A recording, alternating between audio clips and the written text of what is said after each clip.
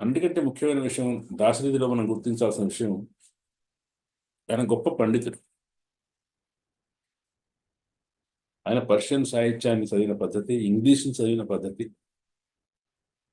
అతను ఇతరుల కవిత్వాన్ని సాహిత్యాన్ని పరిశీలించే పద్ధతి, అర్థం చేసుకునే పద్ధతి చాలా ఆశ్చర్యంగా ఉంటుంది. ఆయన వ్యాసాలు చదివితే, ఆయన యాత్రా స్మృతిలోని కొన్ని ఆ, కొందరు ఇతర కవుల గురించి కూడా రాశాడు.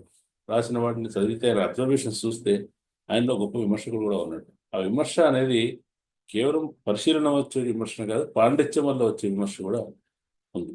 మామూలుగా సాధారణంగా ఆ సమయంలో మన తెలుగు సాహిత్యంలో ఆమ్, ఇంగ్లీష్ చదివిన వాళ్ళు ఉంటారు, తెలుగు చదువుకున్న వాళ్ళు ఉంటారు. కానీ పర్షియన్ సంప్రదాయాన్ని, ఉర్దూ లిటరేచర్ని చదువుకున్న వాళ్ళు, అక్కడి నుంచి సాహిత్యాన్ని సుసంపన్నం చేసిన వాళ్ళు తక్కువ ఉంటారు.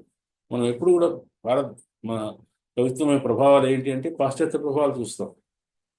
గురిజాడప్పారావు మీద పాశ్చాత్య ప్రభావం ఉంది, బెంగాలీ ప్రభావం ఉంది.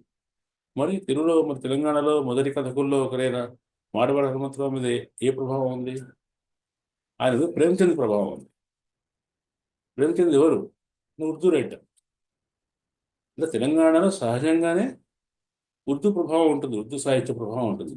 ఇంకొంచెం పాత జనరేషన్ అయితే, కాస్త చదువుకున్న వాడైతే పర్షియన్ సాహిత్య ప్రభావం ఉంటుంది.